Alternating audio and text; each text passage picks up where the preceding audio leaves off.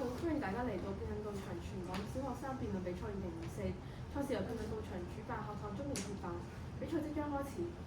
今日辯題為大型玩具零售商不應按照年齡劃分玩具區域。首先為大家介紹今日評判員，佢哋分別係比利羅士女子中學中文辯論隊教練黃思林小姐，維利諾西學校中學部中文辯論隊教練張欣彤小姐。以及馬里諾西學校中學部中文辯論隊前教練陳千彤小姐。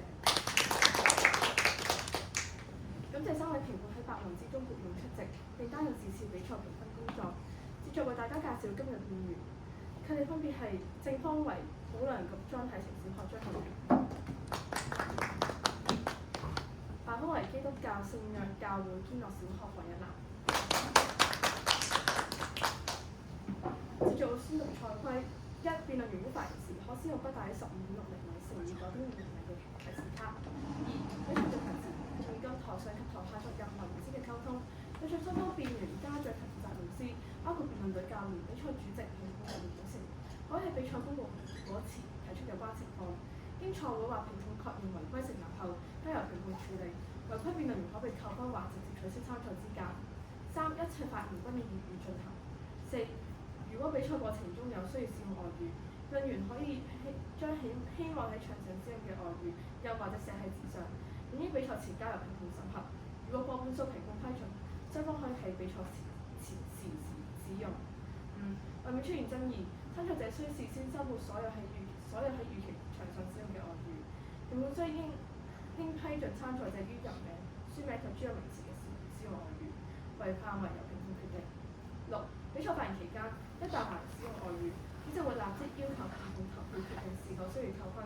如果過半數評判認為需要扣分，每位評判可以自行對該辯論員扣除1至2分。7.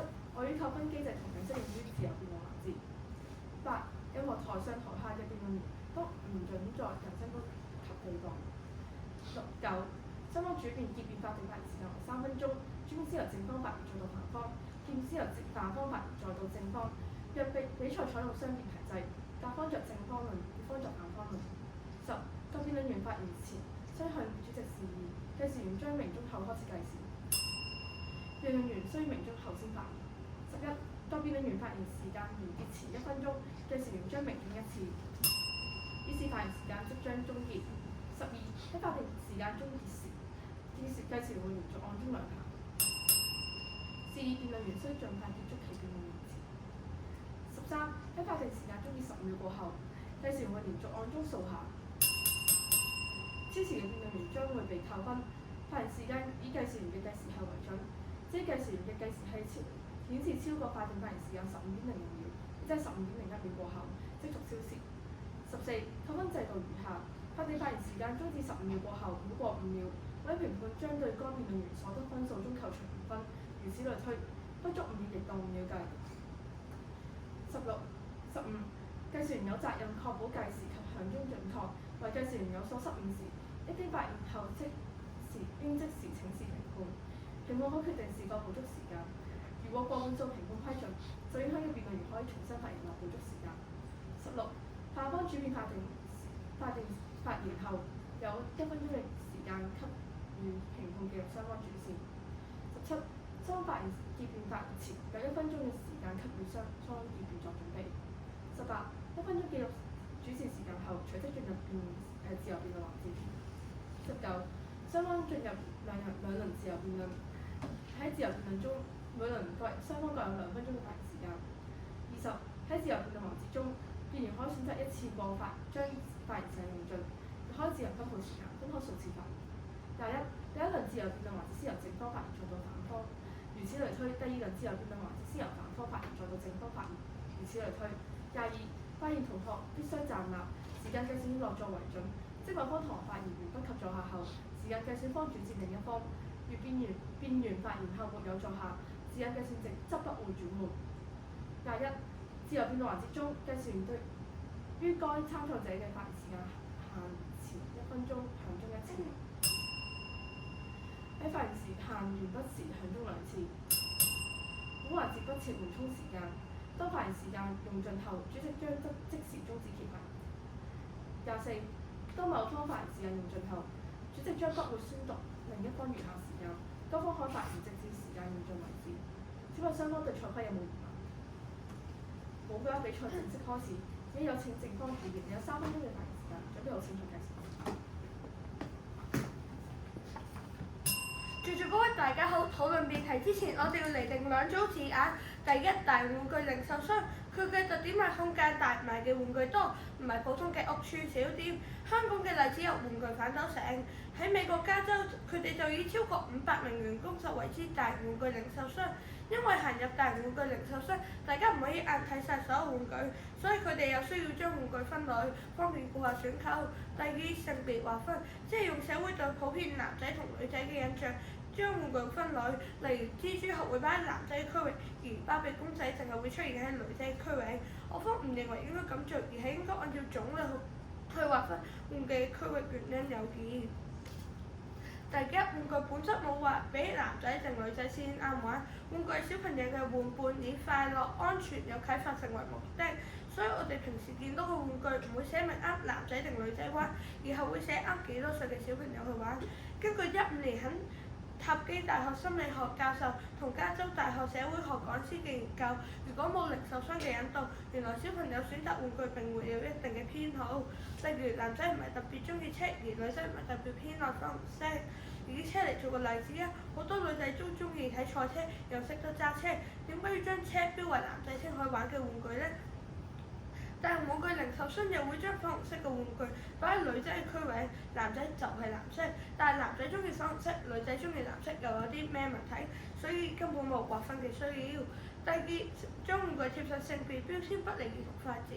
蒙莫斯大學教授麗莎迪萊拉指出，玩公仔、煮飯仔睇落係女仔先啱玩，但係其實俾男仔玩都有好處，因為可以訓練佢哋對事物嘅認知排序同埋佢哋嘅早期語言能力。但係劃分咗呢啲玩具只啱女仔玩，就可能扼殺咗佢哋學習嘅機會。而將玩具貼上性別標籤，更有可能令小朋友唔敢真正選出自己中意嘅玩具，因為怕會俾人笑。21年，樂高公司對7個國家近7000名家長同兒童進行調查，有70%嘅男孩表示驚自己玩女仔玩具就會俾人笑。美國有一名11歲嘅男童，因為中意小馬寶莉，所以長期受同學欺凌，最後自殺。如果零售商以性別嚟劃分玩具嘅區域，就可能唔以性別嚟劃分玩具嘅區域，就可以減少其中一個對性別引起嘅歧視嘅可能性。多謝各位。正方主辯嘅發言時間為2分38秒，無超時無需扣分。而家有請反方主辯，有3分鐘嘅發言時間，準備好請從計時。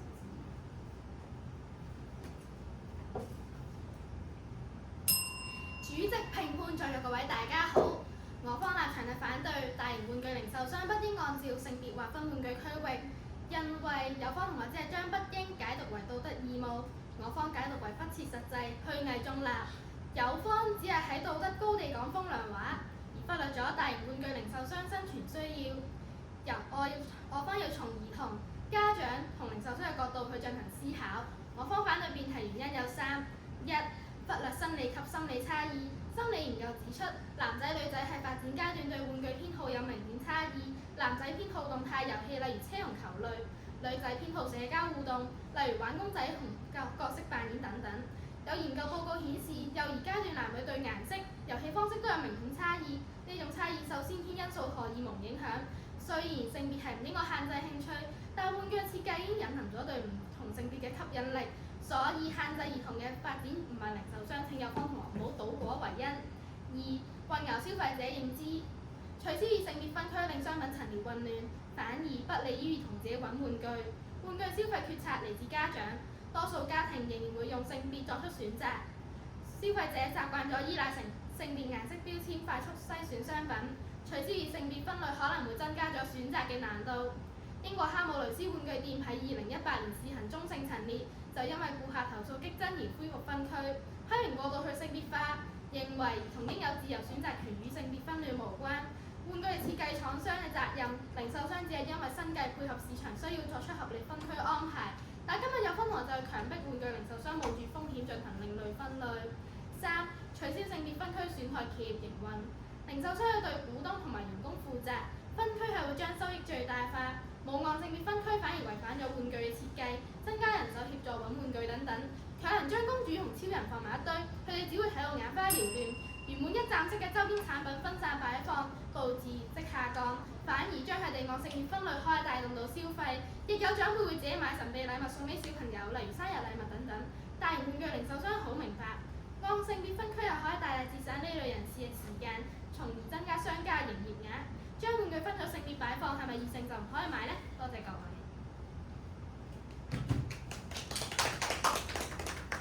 下方主編嘅發言時間2分24秒，無超時無需扣分，加1分鐘嘅時間俾評判記錄雙方主持。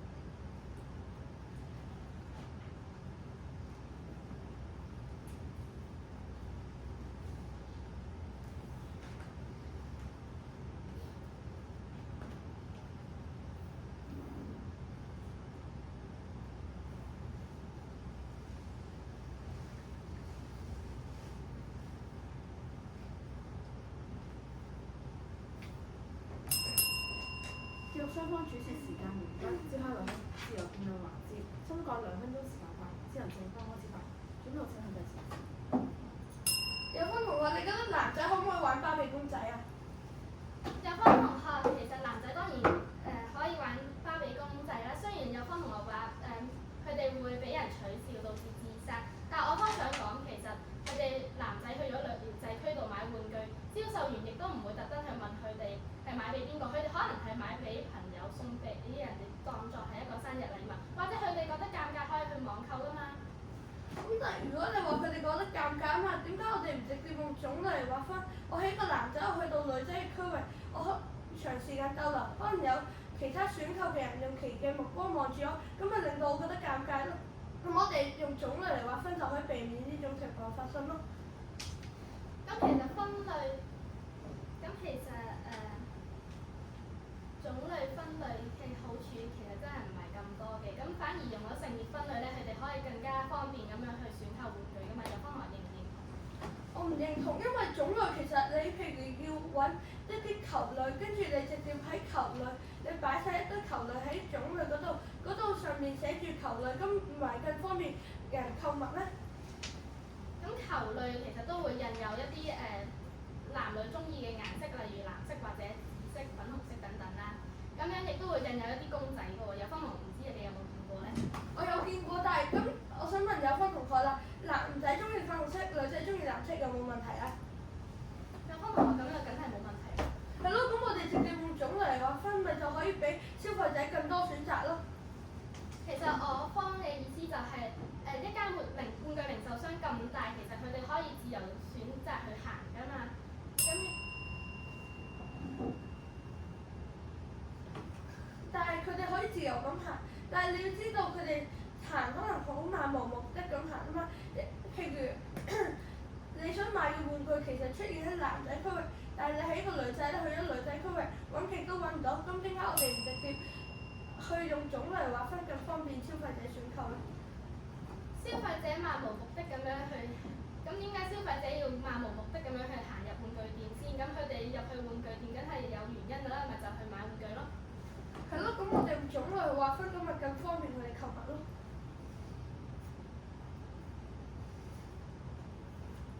有分同學頭先話有機會係唔啱玩啦種類分類，咁其實佢哋可以行去咁如果男仔係可以行去女仔區域，咁女仔亦都一樣，好似服裝店咁樣。例如嗰間服裝店係賣女裝嘅，咁其實男仔都可以入去啫。但係你要知道有分同學，你唔可以將服裝店同玩具店作對比㗎嘛，因為服裝店嗰啲衫係專門設計俾女仔或者男仔，佢哋嘅身體特徵都唔同，但係玩具就唔同喎，佢哋可以俾雙方異性玩都得㗎嘛。有方同學其實我都係打個比喻啫。咁但係你呢個比喻就打得唔啱咯，我哋而家要重新提醒你，其實玩具係冇分俾男女先啱玩㗎嘛，男仔其實可以玩芭比公仔，女仔都可以玩男仔嘅槍㗎嘛。有方同學我咪就係咁嘅意思咯。有方同學一直都話佢哋驚俾人取笑，其實佢哋可以，其實銷售員唔會特登問佢哋買俾邊個，唔會咁多事㗎嘛。其實唔係，有分同學你要搞清楚，佢哋就異性走去異性嘅區域，可能見到其他異性喺度購物，咁佢哋可能會用奇異嘅目光望住我哋，咁我哋咪覺得好唔自在，好尷尬咯，咁咪造成性別歧視咯。有方同學，其實我已經有講，我方已經有提過，其實佢哋可以去網購㗎嘛。如果真係覺得尷尬，係可以去網購嘅，同埋銷售員係唔會特登去問佢哋買嚟做咩㗎嘛。法官已經將發言時間用盡，主席唔會宣佈正方餘下時間，只正方用盡餘下時間，中國請問大先生。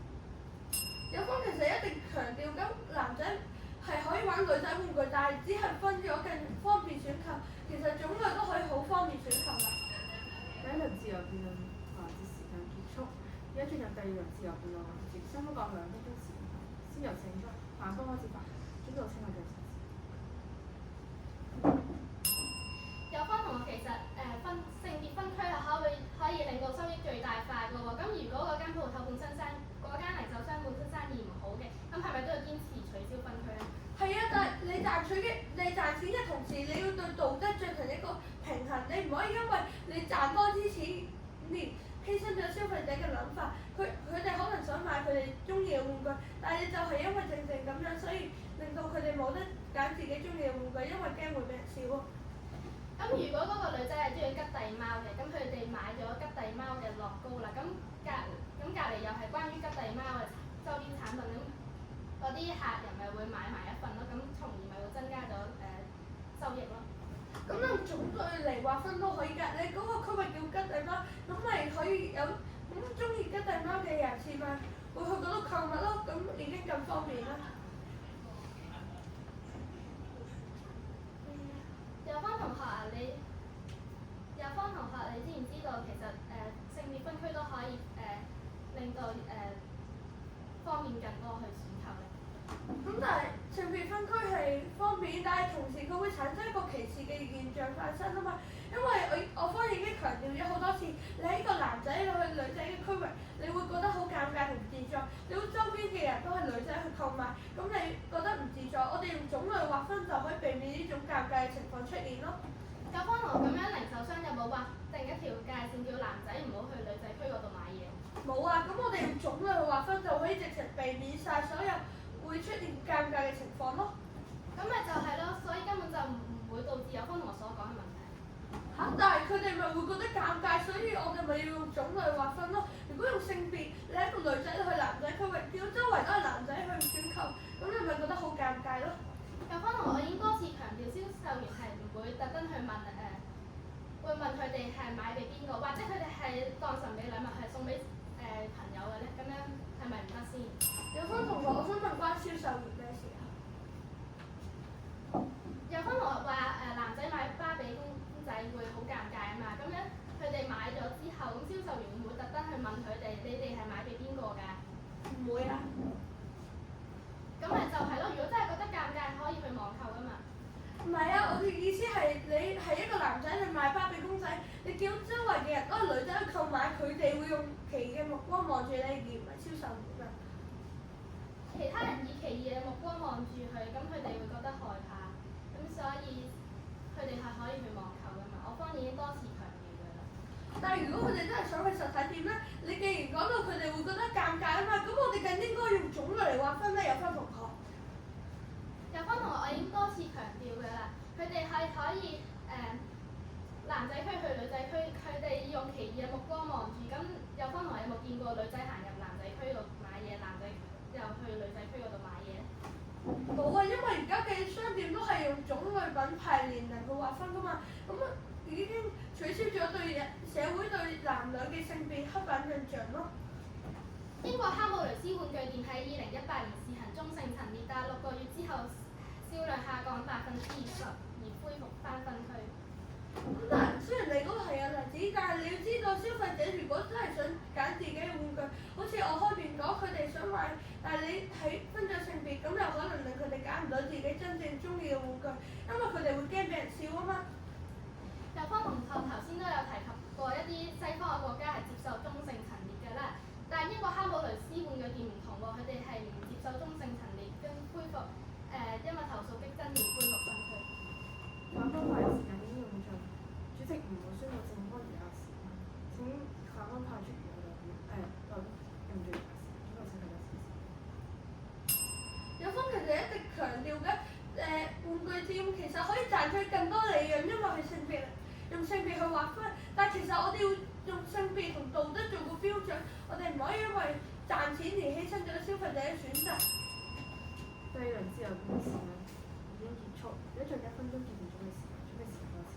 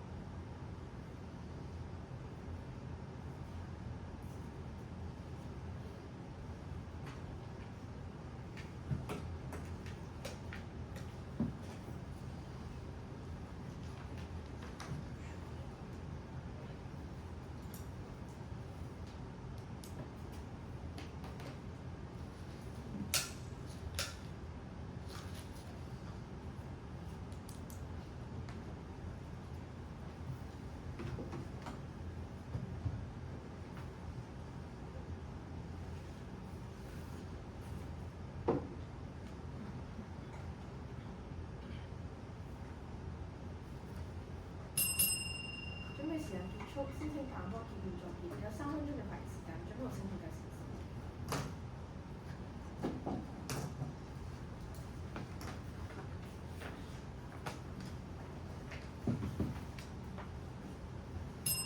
有方同學頭先話小朋友有性別障礙，咁其實係有冇數據證明係關零售商事嘅先？咁縱觀全場，有方同學雖然話有部分嘅零售商已冇再實行性別分類，但冇諗過佢哋仲有隱性性別分類呢？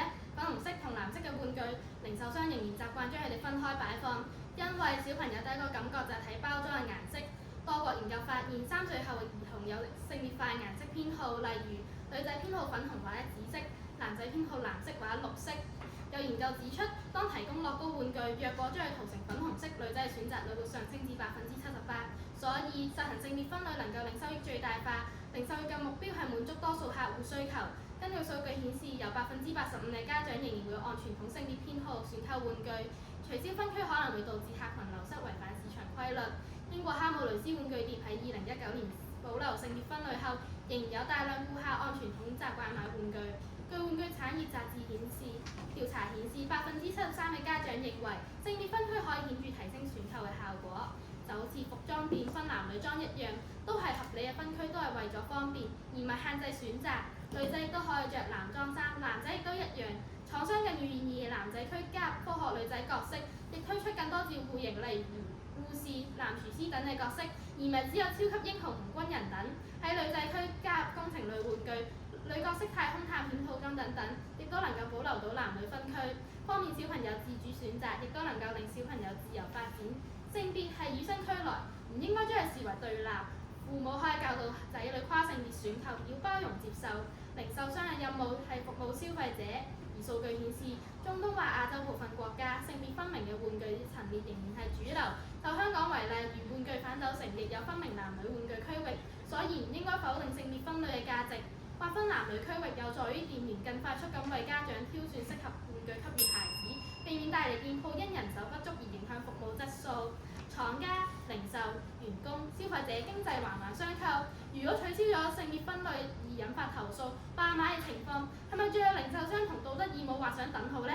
倒不如家長多啲陪伴仔女，教育同指導小朋友一齊玩下玩具仲好啦。所以今日辯題理應不成立。多謝各位。反方結辯嘅發言時間為2分，有4秒6小時無需扣分。最後有請正方結辯有3分鐘嘅發言時間。都有清氣嘅城市。隨住嗰位大嘅後一句總結，覺得玩具零售商應該按照性別嚟劃分玩具嘅區域，真係可以更方便選購咩？又或者有方提到嘅會令零售商賺得更多錢？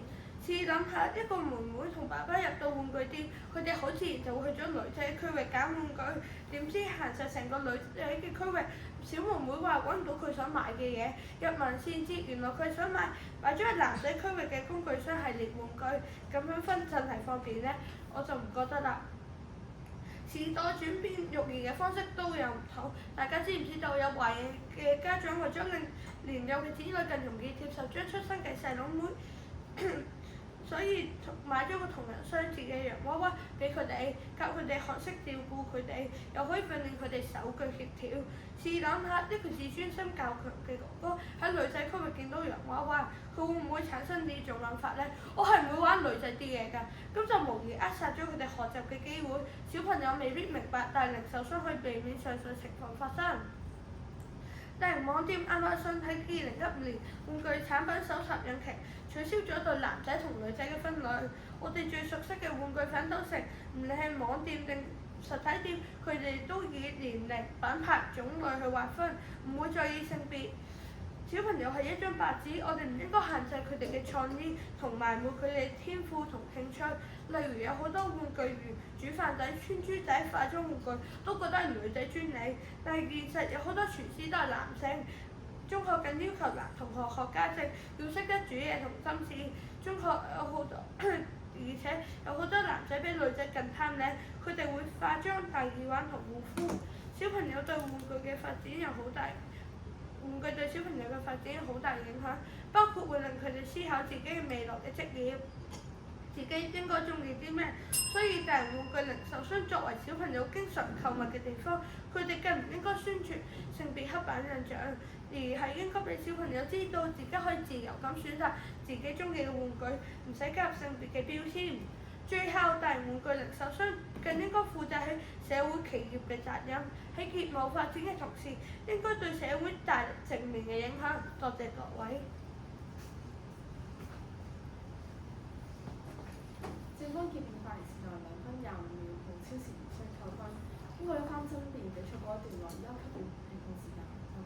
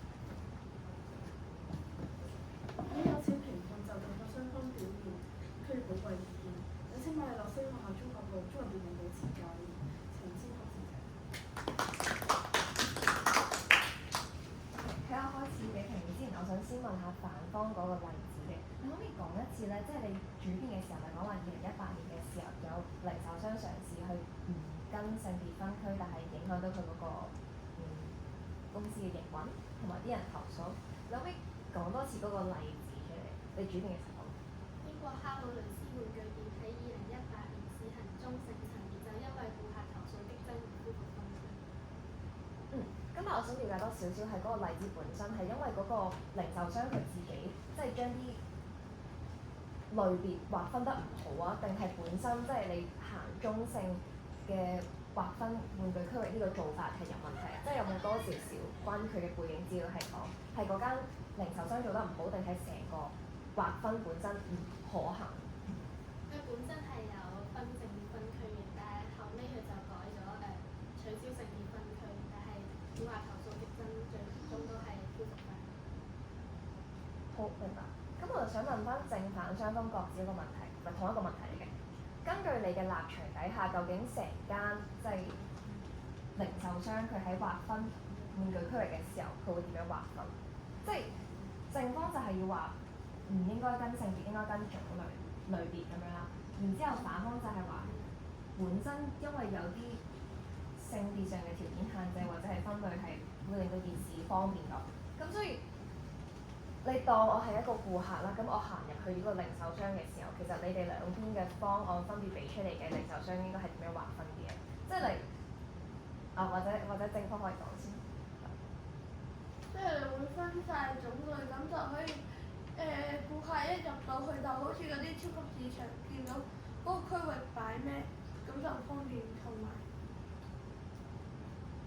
咁如果假設啦 ，OK，咁假設我有個皮球，個皮球印咗 Spiderman，跟住有另一個皮球印咗 Barbie，跟住我有個本身係 Spiderman 本身嘅玩具就係咁樣，跟住我又有另一個 Barbie 嘅公仔，咁你覺得你係應該跟嗰個主題嗰個人啦，即係跟一堆 Barbie 啊，定係跟佢嗰個皮球種類，即係皮球定係揸住喺手嘅玩具，即係點樣分類法？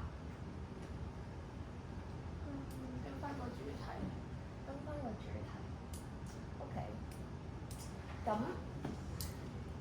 咁反方咧，平時你行入去一啲零售商，點解佢跟性別劃分係最方便？即係你平時即係零售商，佢會點樣去劃分？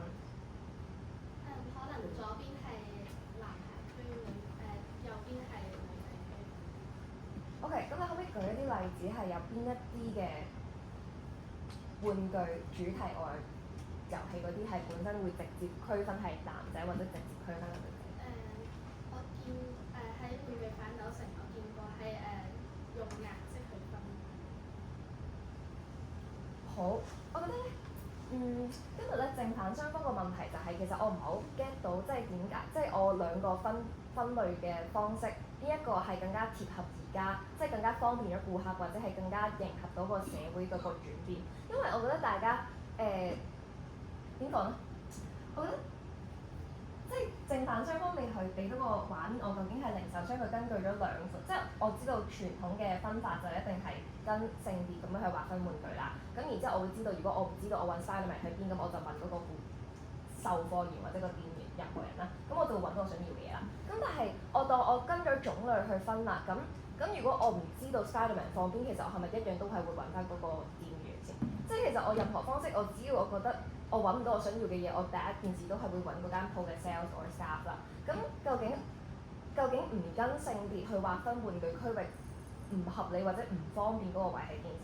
即係我覺得反方係有講過話，即係因為生理上同心理上嘅差異啊、角色扮演啊等等好多唔同嘅原因，最尾性別劃分係最方便嘅做法。咁但係我頭先問完正方個問題就係、其實究竟我唔跟性別分嘅時候點分啦？咁你根據主題、根據玩開嘅唔同邊去分，最尾都會有個分法㗎。咁但係我覺得正方冇去問反方嘅就係、咁究竟導致咗2018年其實我真係劃分完，即係唔跟性別劃分玩具區域然之後，啲人投訴嘅原因係咩咯？可以係嗰間公司做得唔好，都可以係本身你唔跟性別劃分件事就會出咗好大問題㗎嘛。咁所以我問你哋，即係究竟你哋兩邊嗰個立場底下，其實會點樣分玩具區域嘅時候，其實我都唔係好聽得出究竟個勝負係邊一種劃分方法係真係可以免除嗰個歧視，或者係令到件事更加方便。咁所以你哋自己都要講到，其實即係喺你嗰個立場底下玩具區分其實係會點樣去劃分出嚟啦。咁而我覺得今日正方同反方各自咧嘅主線其實都設立得幾好，但係去到主自由辯論嘅時候就即係會比較慣性地諗到就係承唔承認即係唔跟性別劃分玩具區域就會有歧視啦，跟住反方咧就會好自然咁，但係佢最尾都會揾到佢想揾嘅嘢，或者再唔係就網購。咁但係我唔知你哋有冇發現就係、即係兩輪自由辯論，大家其實可能都係好重複咁講緊呢個 concept 嘅。咁但係你哋本身主線有好值得利用嘅嘢就係、例如係嗰個歧視本身點樣造成咧？即係例如係點講咧？即係正方其實有曾經講過話，即係有啲人因為佢唔敢玩個玩具，跟住就揀唔到自己想要嘅玩具啦，同埋有啲玩具可能本身係女仔想玩男仔嘅，但係佢因為咁樣劃分咗區域，佢行都唔敢行入去，或者買都唔敢玩啊嘛。咁佢冇得玩到自己中意玩嘅嘢，咁然之後，甚至有啲人係因為咁樣會有心理嘅壓力啦，最尾會有人自殺啦。咁但係我覺得正方嘅 3D 其實好停留咗喺真係會有歧視呢個位。咁但係我覺得你可以諗下，其實你嘅自由辯論點樣可以利用呢個時間去推進？即係如果我揀唔到自己想要嘅玩具係一個問題啦，跟住。